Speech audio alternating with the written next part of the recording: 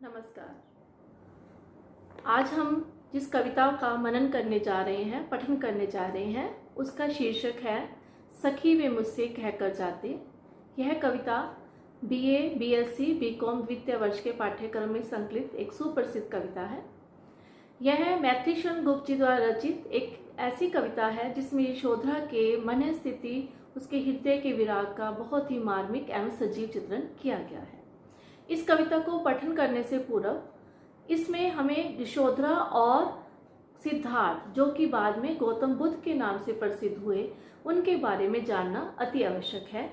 पहले सर्वप्रथम हम गौतम बुद्ध के बारे में, सिद्धार्थ के बारे में जानते हैं। गौतम बुद्ध जो थे एक श्रमण थे, जिनकी शिक्षाओं पर बौद्ध धर्म का प्रचलन हुआ। उनका जन्म लुम्बिनी में 563 ईस्वी पूर्व इक्ष्वाकु वंश में हुआ था। इनके पिता का नाम राजा शुद्धोधन था, जो कि क्षत्रिय कुल के राजा थे, और माता का नाम महामाया था, जो कि कोलिय वंश से थी। कहते हैं कि जब इनका जन्म हुआ तो इनके जन्म के 7 दिन के पश्चात ही इनकी माता का देहांत हो गया, और इनकी माता की सगी बहन महारानी प्रजापति ने, गौतमी ने इनका लालन पालन किया।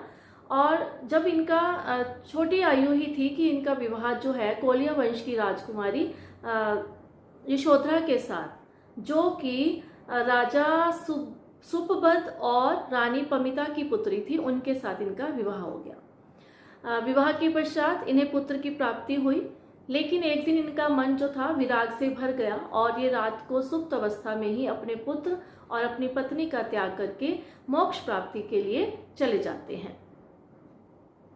तो दुखों से मुक्ति पाने के लिए इन्होंने ऐसे मार्ग की तलाश करने का इन्होंने निर्णय लिया जिसमें दिव्य ज्ञान प्राप्त करना चाहते थे। जरा, मरण और दुखों को जहाँ से मुक्ति मिल सकती, ऐसे मार्ग की तलाश में ये वन को चले गए।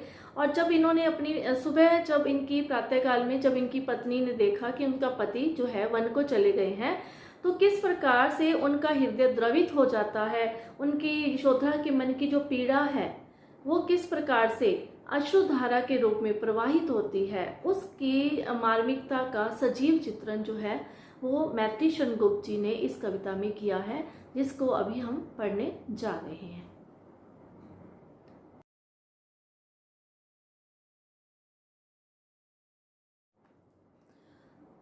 प्रथम पंक्तियों में क्या कह रहे हैं? सखी वे मुझसे कहकर जाते, तो क्या मुझको वे अपनी पथबाधा पाते। मुझको बहुत उन्होंने माना, फिर भी क्या पूरा पहचाना। मैंने मुख्य उसी को जाना, जो वे मन में लाते। तो उपरोक्त पंक्तियों के माध्यम से मैथिली शरण गुप्त जी वियोग श्रृंगार का चित्रण करते हुए यशोधरा के मन की पीड़ा का मार्मिक सजीव चित्रण इस प्रकार कर रहे हैं।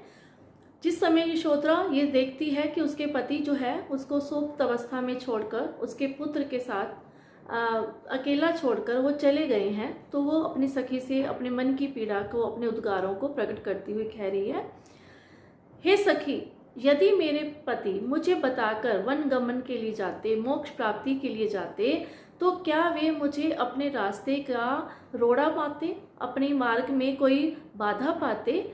कहते मुझे बहुत उन्होंने माना है, लेकिन मुझे पूरी तरह से वो पहचान नहीं पाए हैं। कहते मैंने मुख्य उसी को जाना। कहते मुझे बहुत पीड़ा हो रही है कि वो जो जो मन में लाते थे, मैंने पत्नी व्रत का धर्म पूरी तरह से पालन किया था, तो जो वो मन में लाते थे मैं उसी को ही मुख्य मानती थी, लेकिन उन्होंने मेरी पीड़ा को मुख्य नहीं माना और मुझे सुप्त अवस्था में छोड़कर वनगमन को चले गए, संन्यास के लिए चले गए। स्वयं सुख पावे, कहते स्वयं सुख पावे क्षण में, प्रियतम को प्राणों के पन में। कहते हम क्या करती हैं? कहते स्वयं सुसज्जित करके पन में, प्रियतम को प्राणों के पन में, हमें भेज देती हैं रण में, क्षात्र धर्म के नाते, सखी वे मुझसे कहकर जाते। कहते मैं जिस वंश से हूँ, जिस वंश में मेरा जन्म हुआ है, कहते उस मैं क्षत्रिय वंश से हूँ। कहते क्षत्रानियाँ जो होती हैं वो अपने पतियों को स्वयं सुसज्जित करके उन्हें रण में भेजती हैं, युद्ध के मैदान में भेजती हैं, विजय प्राप्ति का उनके लिए मनोकामना करती हैं। कहते लेकिन उन्होंने मुझे पहचाना नहीं, वो मुझे छोड़कर चले गए। हुआ ना यह भी भाग्य अभागा, किस पर विफल गर्व अब जागा। जिसने अपनाया था त्यागा, रहे स्मरण हो आते, सखी वे मुझसे कहकर जाते। क्या कह रही है यशोधरा इस पे? वो कहती हैं कि मेरा जो भाग्य था, मेरा जो जिस भाग्य कौन? पति। कहते वो भाग्य भी जो था आज मेरा साथ छोड़कर चला गया, मेरा भाग्य अभागा हो गया है। कहते अब मैं किस पर गर्व करूंगी, किस पर अपना अभिमान जताऊंगी, किस पर मैं अपना अधिकार जताऊंगी। जिसने अपनाया था त्यागा, रहे स्मरण हो आते। मैं क्या कह रहे हैं कि जिस पति ने मुझे अपनाया था, जिसकी वजह से मैं अपने इस घर पे आई थी, कहते आज उसी ने ही मेरा त्याग कर दिया है। तो समाज में पतिव्रता स्त्री का जो सम्मान था उस समय का भी वर्णन किया गया है कि किस प्रकार से जब किसी का पति छोड़कर चला जाता है तो उसका क्या क्या हर्ष होता है, समाज में उसका क्या स्थान होता है, समाज उसको किस नज़र से देखता है। मैत्री शरणगुप्त जी ने उस तत्कालीन परिस्थितियों का भी यहाँ पर चित्रण किया है। नयन उन्हें है निष्ठुर कहते, पर इनसे जो आंसू बहते, सदै हृदय वे कैसे सहते, गए तरस ही खाते, सखी वे मुझसे कहकर जाते। आगे की पंक्तियों में कह रहे हैं कि नयन जो मेरे नेत्र जो है, जो आज उनके जाने के वजह से आज अश्रुधारा बहा रहे हैं, उनसे वो रो रहे हैं। कहते अगर मैं वो मेरे सामने जाते तो मेरी अश्रुओं को देखकर शायद वो इस मोक्ष प्राप्ति के मार्ग पर सफल ना हो पाते, वो जा ना पाते। कहते इसलिए कोमल हृदय गौतम जो थे, सिद्धार्थ जो थे, मुझे इस प्रकार से छोड़कर चले गए हैं। आशावादी आगे दृष्टिकोण है, वो कहते जाएं सिद्धि पावे वे सुख से।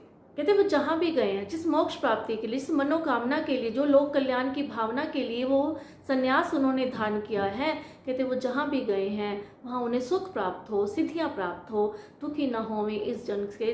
कहते वो क्या कह रहे हैं, इस जन के दुख से। कहते ये जो जन कौन है? खुद। कहते मेरी वजह से वो क्या ना हो, दुखी ना हो। उपालम दूं किस मुख से आज अधिक वे भाते। कहते मैं उल्हाना किस मुख से दे दूं, क्योंकि वो लोक कल्याण के लिए गए हैं। तो वो जन्म जो मनुष्य का होता है वो लोक कल्याण के लिए होता है। वो जिस वंश से वो उनका जन्म हुआ है वो लोक कल्याण, लोक मंगल किसी के साथ था। तो गौतम बुद्ध जो आज जिस सफ़र पर निकले हैं, सिद्धार्थ जिस सफ़र पर निकले हैं, जो गौतम बनने के सफ़र पर निकले हैं, वो आज उनका सफल हो जाए। आज अधिक हो बातें। कहते वो मुझे और भी अच्छे लगने लग गए हैं। गए लौट ही आवेंगे, कुछ अपूर्व अनुपम लाएंगे, रोते प्राण उन्हें पाएंगे, पर क्या गाते गाते सखी वे मुझसे कहकर जाते। तो वो कह रही है कि जब कहते वो आज चले गए हैं, लेकिन एक दिन मुझे विश्वास है कि वो जब उन्हें मोक्ष की प्राप्ति होगी तो लोगों का कल्याण करने के लिए वो वापस आएंगे। लेकिन जब मुझे इस अवस्था में पाएंगे तो क्या मेरे आंसुओं को, मेरे हृदय को उतनी खुशी प्राप्त होगी? क्या मैं उनका स्वागत गाते गाते कर पाऊंगी? कहते वो अपने आप से ही प्रश्न कर रही है। फिर से उसका मन में पीड़ा होती है, फिर से सखी से कहती है कि हे सखी, अगर वो मुझे कहकर जाते तो मुझे और भी अच्छा लगता, मैं उनकी पथ में कभी भी बाधा नहीं बनती। तो इन्हीं उपरोक्त अवतरणों के माध्यम से मैत्री शरणगुप्त जी जो है यशोधरा में संकलित इस छोटी सी कविता सखी वे मुझसे कविता के माध्यम से, सखी वे मुझसे कहते कविता के माध्यम से यशोधरा के मन के उद्गारों का वियोग श्रृंगार और खड़ी बोली के माध्यम से हमें उनके भावों को प्रकट कर रहे हैं।